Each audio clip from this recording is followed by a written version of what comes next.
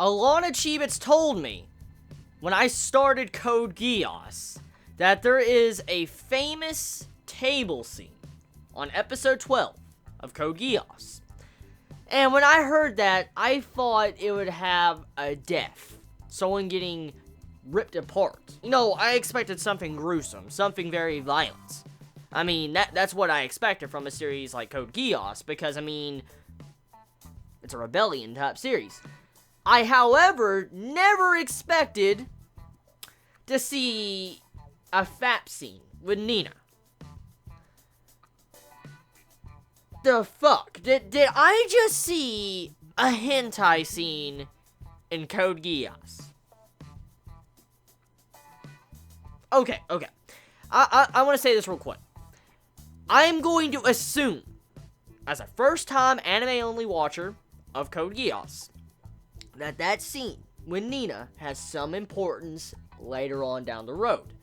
From what I can get from that scene, is that Nina has a lot of love towards Yuffie. Like, a lot of love. Like, she's fapping against a table looking at a picture of Yuffie in a magazine type of love. And I'm like, so I don't know necessarily if this means that she is going to be yandere for Yuffie, or is this just that she's going to be a secret stalker? I mean, I have no idea.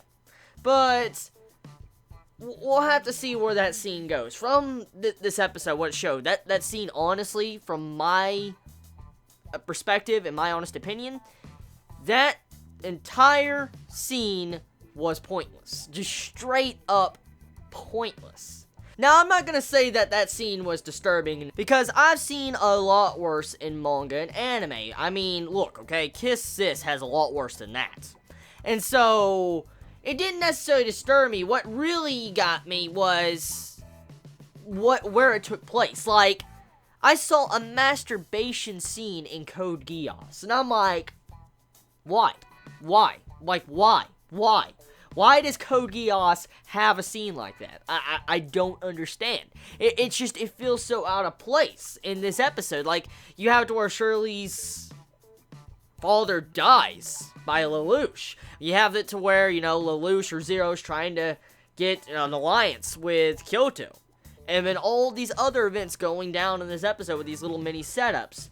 But that one scene is just so out of place. Like, it just does not fit in Code Geass. It doesn't. It really doesn't. I really hope that scene has a lot more importance later on down the road.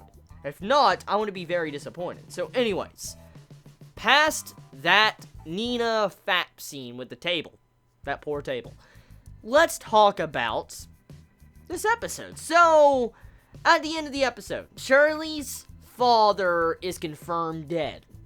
Shirley went to the landslide that Lelouch caused a couple episodes back to discover that her father was dead. Now, with the ending of this episode, it's incredibly fucked up because now Lelouch is in a spot. He now has this girl that loves him. Like, we know Shirley loves Lelouch. It's been very apparent since the first episode of Code Geass.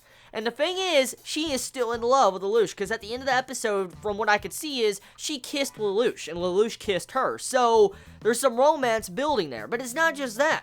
Lelouch now has to weigh this weight on top of him that he killed her father. He fucking killed her father. And now I understand the irony of a lot of you Chibits when I said a couple of episodes back, I said like, oh, just father died in that landslide. I remember saying that. I remember freaking saying that in my review. I think it was episode 10. I remember saying that. And then I saw a couple of you Chibits like, oh, and you're just laughing for what I said. Now I understand the irony. Now I understand. Here's the thing, okay? Shirley's father's death, I wonder if Lelouch is really going to say anything. That right there has me really intrigued. I wonder if he will eventually tell her the truth. Because, I mean, if you want a relationship with someone, especially like Shirley, and you want to get with her, which I know Lelouch for a fact knows that she loves him. I mean, he has to be brain dead if he didn't realize that. I mean, Lelouch is a smart guy, so he has to know she likes him. So, if Lelouch, let's say, ever did choose to go with Shirley, I mean, I highly doubt he will be able to hide that from her, that he killed her father. we'll have to see. Maybe Lelouch's overall mindset and goals might change after this event. Maybe something might change personally in him. Maybe not. He might not try to kill every single person that tries to kill him, pretty much. Maybe he might take the overall tactics of taking down Britannia a lot different. There's a lot of other things going on this episode. For one thing, the entire aspect with Lelouch and his little sister. Now, I'm going to quote something real quick, but before I do, I want to talk about what Lelouch said.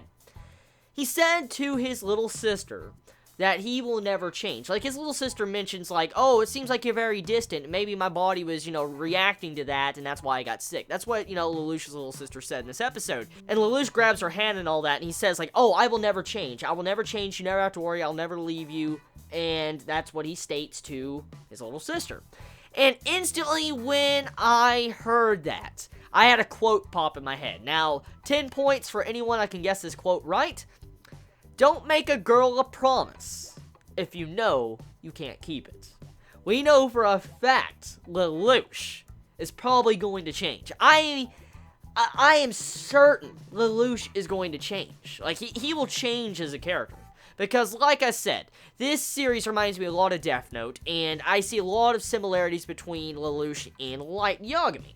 And the thing is that with this type of series, with the basis of the series of being a rebellion and Lelouch having to kill people to achieve his goal, and actually killing Shirley's father at the end of this episode, it makes me believe Lelouch will change as a person through the journey of this series. So that overall aspect with Lelouch, talking with his sister and saying, like, I won't change and stuff like that, that is obvious foreshadowing. Just straight up obvious foreshadowing. I sense it in the future, and a couple episodes down the road, I don't know how many episodes it'll be, but I sense in the future, there will be a time to when Lelouch's sister will actually realize what he's been doing, and Lelouch will probably do something very, very bad, and his sister will probably be either scared of him, run away from him, or she might not even care for him anymore, and he will be heartbroken from this, and he'll realize how much he has really changed. There's something like that most likely is going to go down in the future of this series. I sense it. So, besides that, let's talk about the Kyoto type situation going on in this episode. So, Kyoto makes an alliance with Lelouch, or Zero, or the Order of Black Knights at the end of this episode. Pretty much, Lelouch reveals his face. And I was quite shocked to see Lelouch actually reveal his face to this person. We find out that there's a connection between this, leader of the Kyoto, resistance or whatever. This leader knows Lelouch when, before Britannia took over Japan. And so, with this aspect, there's some form of, past connection right here. And also, pretty much, the Order of Black Knights now have 100% faith in Lelouch after this dialogue, because the dude of Kyoto says, you should trust Zero, he has all rights to take down Britannia, he has a lot of hatred, and so forth. So, pretty much, that, Kyoto segment just set up a lot of things for the future, and, now Lelouch has a financial backing of Kyoto. So, I can't wait to see exactly what's going to happen after that. So, overall, the episode of Code Geass, a really good episode, just straight up good episode. It's very unsettling when you see that fapping scene with Nina, because it stands out from everything, and it's so awkward from all the other scenes from this episode. So, tell me your thoughts. What do you think most likely is going to happen with, Shirley? Do you think Lelouch is going to reveal it to Shirley eventually? How do you feel about Nina? Do you think that has any importance to the overall future of the series?